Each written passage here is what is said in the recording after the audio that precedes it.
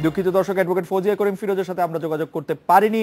যাই হোক, রাজধানীর তেজগাঁয়ে অবৈধ ট্রাক স্ট্যান্ড উচ্ছেদের অভিযানের সময় পুলিশের সঙ্গে শ্রমিকের সংঘর্ষে আহত হয়েছেন কয়েকজন। ঢাকা উত্তরের মেয়র আনিসুল হক অবরুদ্ধ থাকেন প্রায় 3 ঘন্টা। বিকল্প ট্রাক স্ট্যান্ড নির্মাণ সহ কয়েকটি বিষয়ে সমঝোতার পর বিকেলের দিকে পরিস্থিতি স্বাভাবিক হয়। মেয়র বলছেন কোনো চাপের মুখে তিনি অবৈধ স্থাপনা উচ্ছেদ অভিযান থেকে পিছু হটবেন না।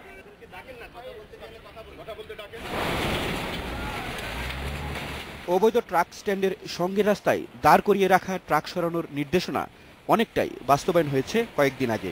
এরপরই সেখানকার অবৈধ বিভিন্ন স্থাপনা সরাতে সময় বেঁধে দেয় সিটি কর্পোরেশন।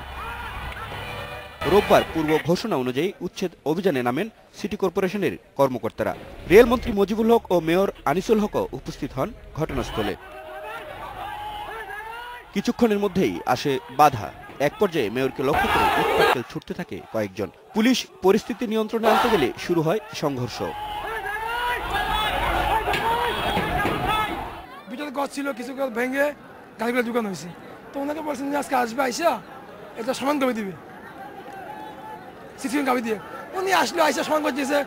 ফাঁক দিয়ে উনি কি করলো, 2টা গাড়িকে ভাঙতেছে। ভাঙা হয়েছে, এটা হচ্ছে ক্ষোভের বহিঃপ্রকাশ। মেয়র অবস্থান নেন পাশের শ্রমিক ইউনিয়নের অফিসে। তিনি পরিষ্কার জানিয়ে দেন কোনো বাধাই অবৈধ দখল উচ্ছেদ অভিযান বন্ধ করতে পারবে না। পরে ওর সঙ্গে কথা বলা হয়েছে, ইজ ফাইন। এই উত্তেজনা কেন?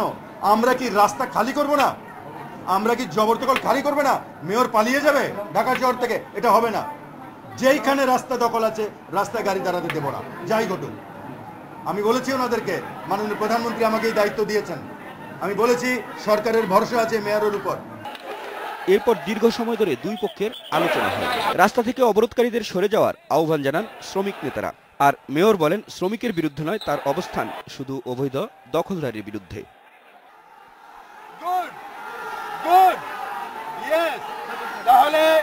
তাহলে আমরা ঠিক করলাম যে এই সমস্ত জায়গায় যেসব গাড়ি আছে সেই গাড়িগুলো ভিতরে থাকবে। আমরা আপনাদের জন্য একটি ভালো ট্রাক টার্মিনাল বানাবো, এটাই আমাদের প্রত্যাশা। ভালো ট্রাক টার্মিনাল। সবাই ভালো থাকবেন, আমরা যেন আপনাদের সাহায্য করতে পারি। 4 জন মন্ত্রী একমাত্র বলেছেন এই রেলের জায়গাটা, এই ট্রাক টার্মিনাল যতদিন না রেল কোনো জায়গায় কোনো রেলের প্রজেক্ট না করে।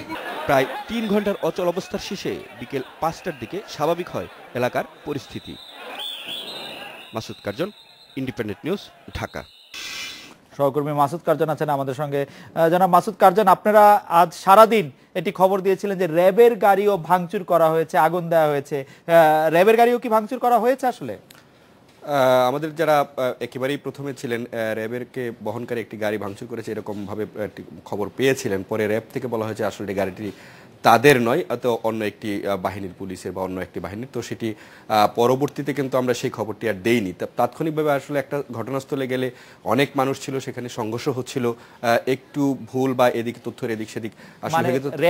র্যাবের সদস্যদের বহনকারী গাড়ি না, র্যাবের সদস্যদের বহনকারী গাড়ি নয়, সেটি অন্য পুলিশের আইন শৃঙ্খলা বাহিনীর সদস্যদের একটি গাড়ি ছিল। তো এই র্যাব সদস্যরা আশেপাশে ছিল। আসলে ঘটনার শুরু থেকেই র্যাবের সদস্যরা সেখানে একটা হলরত অবস্থায় ছিল এবং সর্বশেষ যখন আনিসুল হক ওই এলাকা ত্যাগ করে গেছেন, তার সঙ্গেও র্যাবের সদস্যরা তাকে অনেকটা নিরাপত্তা দিয়ে সেখানে ছিলেন এবং পুরো ঘটনাটা কিন্তু র্যাবের সদস্যরা অন্যান্য আইন শৃঙ্খলা বাহিনীর সঙ্গে সমন্বয় করে পর্যবেক্ষণ করেছেন বা আইন শৃঙ্খলা পরিস্থিতি শান্ত করতে যে ধরনের ভূমিকা রাখা। র্যাবের গাড়ি ভাঙচুর করা হয়নি না, সেটি আর র্যাবের পক্ষ থেকে যেটি বলা হয়েছে, আমাদের যারা সহকর্মীরা ছিলেন তারাও বলেছেন যে আসলে সেটি র্যাবের গাড়ি ছিল না।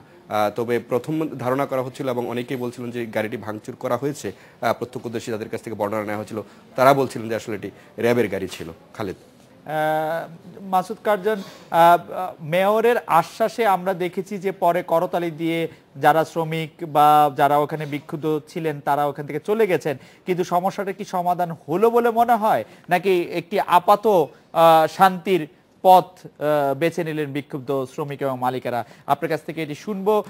তার আগে একটি বিরতি নিচ্ছি। পাশাপাশি এটিও জানতে চাইবো যে এই তেজগাঁয়ে এই ট্রাক স্ট্যান্ডটি রাখার জন্য এই শ্রমিক বা মালিকদের এত আগ্রহের কারণ কি?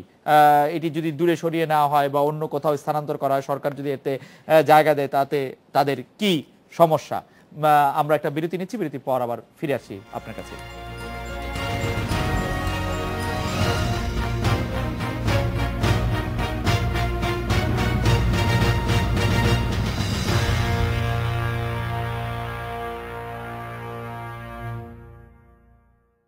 মাসুদ কারজান আছেন আমাদের সঙ্গে।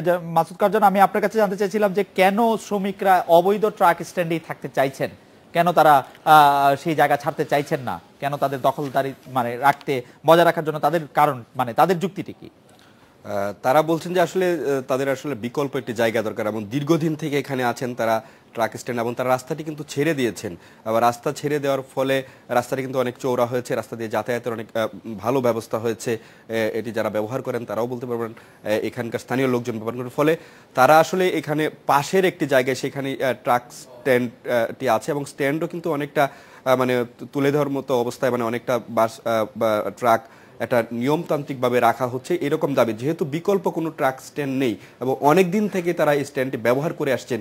এই জন্য তারা বলছেন যে বিকল্প একটি ব্যবস্থা করার পরই আসলে তাদেরকে যেন এখান থেকে সরানো হয়। তবে এখানে আরেকটি জিনিস, ট্রাক স্ট্যান্ডের পাশাপাশি এখানে কিন্তু আরেকটি বিষয়, আরেক দল লোক আছে যারা হচ্ছে শ্রমিক, যারা ট্রাকের মেরামতের কাজ করেন, তারাও কিন্তু এখানে তাদের একটি অংশও কিন্তু বড় একটি অংশ, এবং পাশে কিন্তু একটি বস্তি আছে। এবং এই রাস্তাটি এবং এই ট্রাক স্ট্যান্ডটি উচ্ছেদ করার জন্য যখন শ্রমিকদের সঙ্গে আলোচনা করা হয়, তখন কিন্তু শ্রমিকদের একটি দাবি ছিল যে আরেকটি বিষয় কারণ আমরা একদম শেষ পর্যায়ে চলে আসছি যে মানে আজকের সংঘর্ষে মানে এক পর্যায়ে সাংবাদিকদেরকেও ঘিরে ধরে শ্রমিকরা মারধর করতে চেয়েছেন। তারা বলছিলেন যে জসিমউদ্দিন নামে একজন তাদের সহকর্মী মারা গেছেন, সেই খবরটি আসলে কেউ দিচ্ছেন না। সেই জন্য সাংবাদিকদের উপরে এই অনাস্থার কারণ কি আসলে, বা অবিশ্বাসের কারণ কি? এইরকম বিক্ষোভ যখন হয়, যখন পুলিশের সঙ্গে সংঘর্ষ হয়, মারামারি হয়, মানে একেবারে যারা বিক্ষোভকারী থাকেন তাদের হয়তো ধারণা যে কোনো ধরনের পাল্টা অ্যাকশনে গেলে হয়তো যে কেউ আহত হলেই সেটি আসলে তারা বলে থাকেন যে মারা গেছে। এবং এখানে আরেকটি গ্রুপ এই স্বভাবতই এরকম বিক্ষোভে কাজ করে থাকে, যে যারা সুবিধা খুঁজতে চায় তারা হয়তো মারা যাওয়ার খবরটি ছড়িয়ে দিয়েই আসলে এই বিক্ষোভটি করে। আসলে মারা যায়নি, তারা আহত হয়েছেন এবং খুবই সামান্যভাবে আহত হয়েছেন। অনেক ধন্যবাদ। এই ছিল আজকের রেডিও স্পিকে আমন্ত্রণ আমাদের পরের আয়োজনে।